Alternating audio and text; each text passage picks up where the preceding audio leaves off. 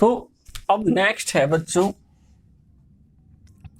Order of reaction.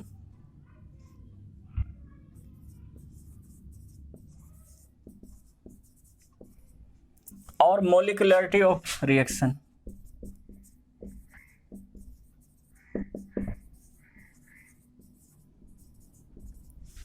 इनमें difference, most important difference है।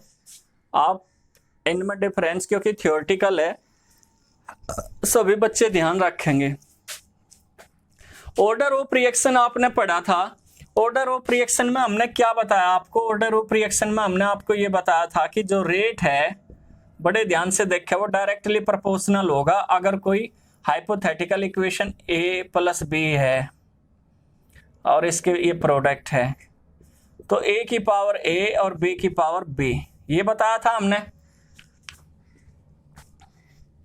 इसमें जो रेट है वो डायरेक्टली प्रोपोर्शनल होगा। जो कंसंट्रेशन ऑफ रिएक्टेंट है उनकी पावर का जो सम होगा, जिस पर रेट डिपेंड कर रहा, जिसकी कंसंट्रेशन पर डिपेंड कर रहा, उसकी पावर का जो सम होता है बच्चों a प्लस b, वो क्या कहलावे? Order of reaction कहलावे।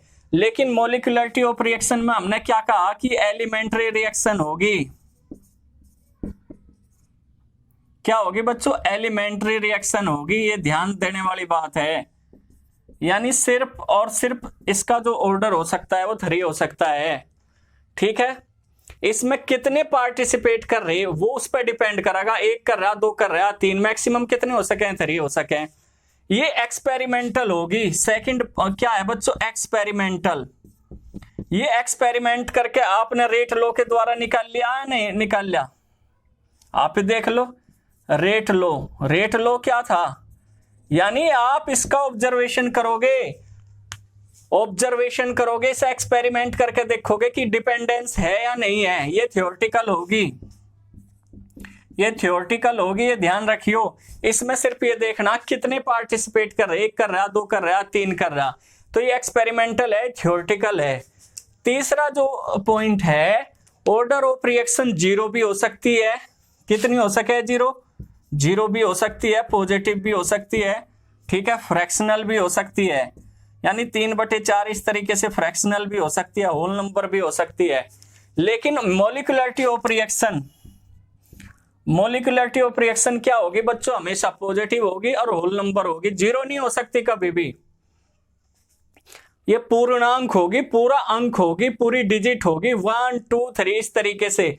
ये 0 है तो ये 0 कभी नहीं होने की, ये फ्रैक्शनल नहीं होने की कभी भी मोलिकुलरिटी ऑफ रिएक्शन। तो सभी बच्चे इस तरीके से नोट करते चले जाएं। ये एक्सपेरिमेंटल है तो थ्योरेटिकल है। ये 0 पॉजिटिव हो सके, फ्रैक्शनल हो सके, होल नंबर भी हो सकती है, लेकिन ये होल नंबर होगी हमेशा 1 2 3 करके। ठीक है बच्चों, फ्रैक्शनल नहीं होने की कभी भी। तो ये सारी बातें आप नोट कर लो कहीं पे पेन वगैरह पे कि ये क्या है, कैसे डिटरमाइन करी जाएगी। मैं बार बार कह रहा, कैसे डिटरमाइन करी जाएगी बच्चों? एक्सपेरिमेंटल के द्वारा। और जो ऑर्डर ऑफ रिएक्शन है वो अगर टेम्परेचर और प्रेशर में चेंज करते हैं तो ये भी चेंज हो जा, लेकिन मोलिकुलरिटी पर कोई रिएक्शन नहीं पड़ने का। यानी ये टेम्परेचर या प्रेशर में अगर आप कोई चेंज करोगे तो ये सेंसिटिव होती है, उसके प्रति चेंज हो जाएगी। इन पर कोई असर नहीं होने का, ये नो चेंज, ये कोई चेंज नहीं होने का इसमें। आई बात समझ में? सभी बच्चे इन चीजों को नोट करते चले जा। तो ये क्या है, अगर इसमें अगर देखें नेक्स्ट दो ओवरऑल जो ऑर्डर ऑफ मल्टीपल जो स्टेप है, एक से ज्यादा स्टेप है, एक से ज्यादा अगर स्टेप किसी रिएक्शन में दे रखे तो आपने देखा जो स्लो स्टेप होता है, 5th पॉइंट क्या है, जो स्लो स्टेप होगा उस पर रेट डिटरमाइन करेगा, उस पर रेट डिपेंड करेगा।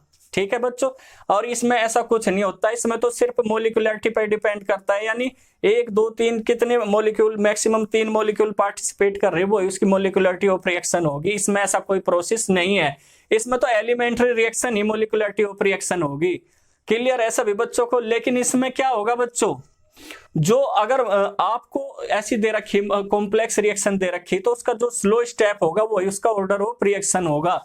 तो ये सारे पॉइंट आप नोट करते चले जा जो हमने आपको बताए, और इन्हें एक प्रकार से आपको याद करना है। ठीक, क्योंकि ये आप ये देखोगे एग्जाम में जो इनका डिफरेंस है, जैसे पहले उसमें तो आपने क्या लिखना है, इसमें इनकी डेफिनेशन लिखनी कि भाई ये उसकी पावर पर डिपेंड कर रहा है, ये उसमें जितने पार्टिसिपेट कर रहे हैं। दूसरा ये एक्सपेरिमेंटल, ये थियोरेटिकल होता है, जीरो हो सके जीरो नहीं हो सकता है, फ्रैक्शनल हो सके फ्रैक्शनल नहीं हो सकता। इस तरीके से ये टेम्परेचर प्रेशर के साथ चेंज होता है, इस पर कोई इफेक्ट नहीं पड़ता। इस तरीके से 6-7 पॉइंट आप बना सकते हो। ये स्लो स्टेप पर डिपेंड करे, जबकि एलिमेंट्री रिएक्शन पे डिपेंड करेगा। ठीक, तो ये सारे आप इसमें क्या लिख सको, डिफरेंस लिख सकते हो। तो सभी बच्चे नोट कर लें। तो लास्ट टॉपिक है बच्चों इस यूनिट का स्यूडो फर्स्ट ऑर्डर।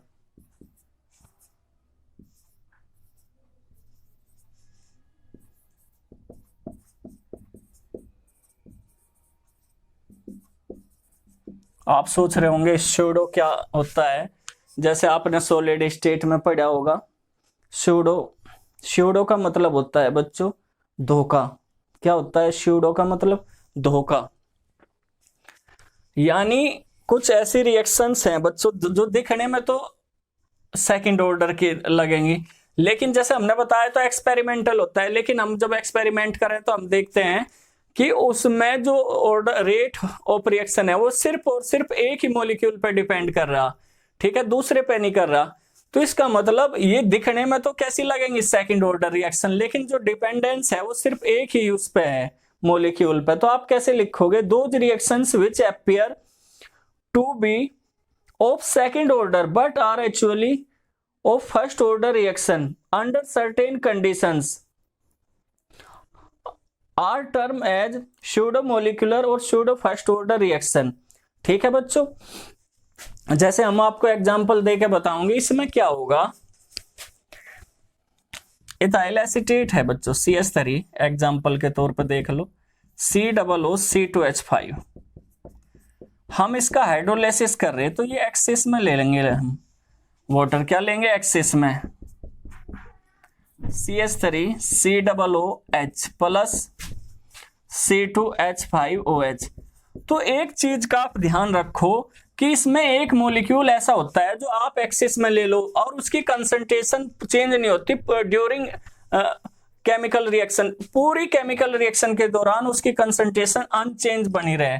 तो अगर हम इसका रेट देखें, जो रेट डिपेंड करेगा वो डायरेक्टली प्रोपोर्शनल होगा CH3 COO C2H5 की 1 पावर पे। ठीक, यानी कि जो रेट है वो डिपेंड कर रहा सिर्फ कहीं पे, इथाइल एसीटेट पे। अगर आप इसकी कंसंट्रेशन ज्यादा कम करोगे तो इतना ही कम ज्यादा होगी। वाटर क्या है, इसमें वाटर हमने एक्सिस में ले लिया और पूरी रिएक्शन के दौरान उसका जो कंसंट्रेशन है वो चाहे आप घटा लो बढ़ा लो, उससे फिर कोई फर्क नहीं पड़ने का। तो इसमें हमने लिखवा अभी आपको सर्टेन अंडर कंडीशंस। इसमें कंडीशंस ये है कि जो सेकंड मॉलिक्यूल है वो एक्सिस में लिया जा। तो हमने जब इसका हाइड्रोलाइसिस किया, हाइड्रोलाइसिस ऑफ एस्टर यानी इथाइल एसीटेट का हमने हाइड्रोलाइसिस किया, और जो रिएक्शन है इस टाइप की वो सूडो फर्स्ट ऑर्डर है। इसमें दिखने में आपको लग रहा कि कितने वो है बच्चों इसमें सेकंड ऑर्डर रिएक्शन, क्योंकि 2 मॉलिक्यूल पार्टिसिपेट कर रहे हैं। लेकिन जब हमने इसका एक्सपेरिमेंट करा तो आप यहाँ पे लिख सको एक्सपेरिमेंट रेट लो, यानी हमने इसका क्या करा बच्चों एक्सपेरिमेंट। तो हमने देखा जो रेट और सिर्फ डिपेंड कर रहा कहीं पे, इथाइल एसीटेट पे। एक और एग्जांपल आप ले लो इसका, जो शुगर होती है C12H22O11, ये शुगर है जो आपकी, ठीक है, और इसका भी हम हाइड्रोलाइसिस, ये भी एक्सिस में लेंगे हम, ठीक है बच्चों, एक्सिस में ले रहे वाटर। इसका तो बहुत सारा प्रोसेस होता है, इन्वर्टेज वगैरह भी आप इसमें ले सकते हो या फिर H पॉजिटिव। तो क्या बनेगा C6H12O6 प्लस C6H12O6। ये अलग अलग होते हैं, ये ग्लूकोज है, ये फ्रैक्टोज, जो हम आपको स्टडी कराओगे बायोमोलिक्यूल्स में, ठीक है, अलग अलग होंगे। तो इसमें भी आप देखो एक्सपेरिमेंटल जो रेट लो होगा बच्चों, यानी जो रेट डिपेंड करेगा वो सिर्फ डिपेंड करेगा कहीं पे, शुगर पे, CH22O11। तो क्योंकि हमने कहा ऑर्डर ऑफ रिएक्शन तो एक एक्सपेरिमेंटल वैल्यू होती है, तो एक्सपेरिमेंट करके देखा, इसमें वाटर तो हमने एक्सेस में शुरू में ले लिया था, तो हम इसे अगर कम ज्यादा करेंगे तो उसी तरीके से रेट भी क्या होगा बच्चों, कम ज्यादा होगा। तो इस तरह की रिएक्शंस है जिसमें जो रेट है वो बिल्कुल फर्स्ट ऑर्डर की तरह कंसंट्रेशन की सिर्फ एक पावर पे ही डिपेंड करेगा, डायरेक्टली प्रोपोर्शनल होगा। तो सभी बच्चे नोट कर लें। इसके साथ ही आपकी यूनिट समाप्त होगी। अगर कोई भी प्रॉब्लम होगी तो आप मुझे कमेंट्स बॉक्स में डाल के पूछ सकते हैं। ठीक है बच्चों।